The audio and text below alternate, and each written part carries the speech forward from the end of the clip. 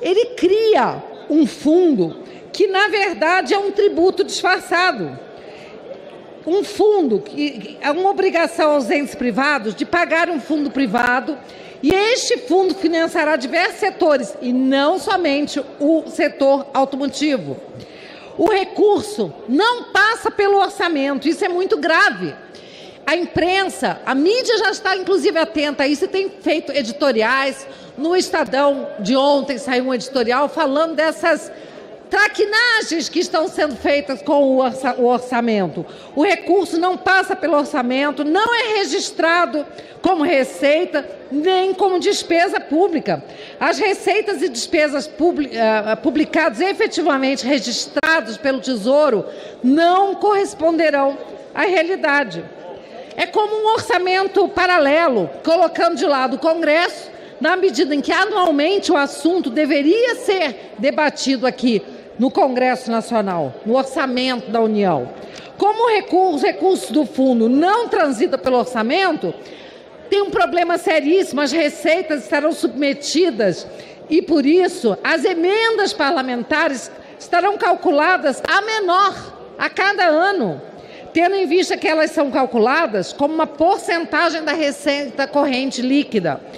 E os valores mínimos a serem destinados para a educação, para a saúde, também serão calculados a menor pelo mesmo motivo, inclusive as emendas deste Congresso.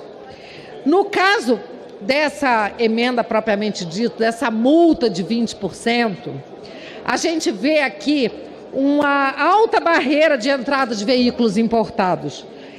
O substitutivo, ele dá excesso de poder ao executivo para criar normas infralegais que vão tratar dos veículos a serem importados como critérios de reciclabilidade veicular, desempenho estrutural, tecnologias assistidas de direção. Aqui um deputado falou que há automóveis, veículos que não dão segurança. Não tem nada disso, essa multa não vai garantir segurança alguma.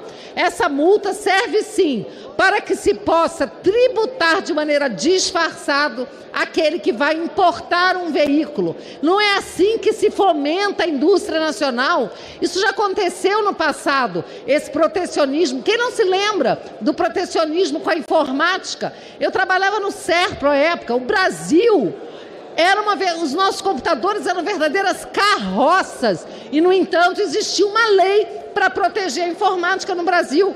Nós só conseguimos evoluir quando o mercado foi aberto. No momento que se abriu, aí sim, inclusive toda a indústria se tornou muito mais competitiva e o consumidor teve acesso à ciência, à tecnologia. Simplesmente ela cria um fundo privado que foge do orçamento. Mais uma vez a gente vê o governo querendo escapar do arcabouço fiscal, atuando sem a mínima responsabilidade fiscal e usando esse Congresso. Hoje o que o governo faz é consulta ao TCU para saber se pode burlar o arcabouço, consultas ao Supremo Tribunal Federal e utilizando inclusive desse Congresso com projetos que podem parecer muito interessantes, bem intencionados. Vamos proteger a indústria, mas a que custo proteger a indústria nacional?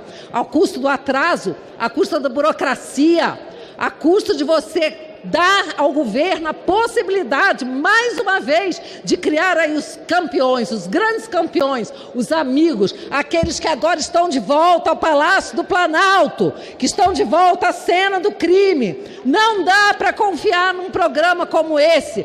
Nós somos favoráveis, sim, à indústria nacional, mas não achamos que a custo de você fechar o mercado, de criar tributo e de você trazer dificuldades, inclusive, para o consumidor e para aquele que investe, porque aquele que quer se beneficiar desse programa terá que pagar para esse fundo aí de ciência e tecnologia, para o BNDES. Então está havendo assim uma tributação mais uma vez uma tributação, porque esse governo só sabe taxar e taxar e taxar. E daquela forma que aconteceu também com a indústria, que nós fomos contrários pelo mesmo motivo, porque o governo vai direcionar para os seus amigos, aqueles a quem ele quer beneficiar. E tenho certeza que não serão os pequenos, não serão os médios, serão os oligarcas, serão sempre os mesmos, os amigos do rei. Esse programa cria burocracia e levanta novamente, né, toda uma desconfiança com base no histórico que a gente conhece do governo, né, de querer prestigiar os amigos em detrimento do restante da população e que não respeita de verdade o empreendedor. Porque se respeitasse o empreendedor, manteria a lei da liberdade econômica, daria mais liberdade, menos burocracia e menos impostos para os que empreendem nesse país. Estamos fazendo o caminho reverso, criando burocracia, criando imposto disfarçado e, mais uma vez, desrespeitando o arcabouço legal, que é isso que esse governo, infelizmente, faz e, nesse momento, se utilizando do Congresso Nacional.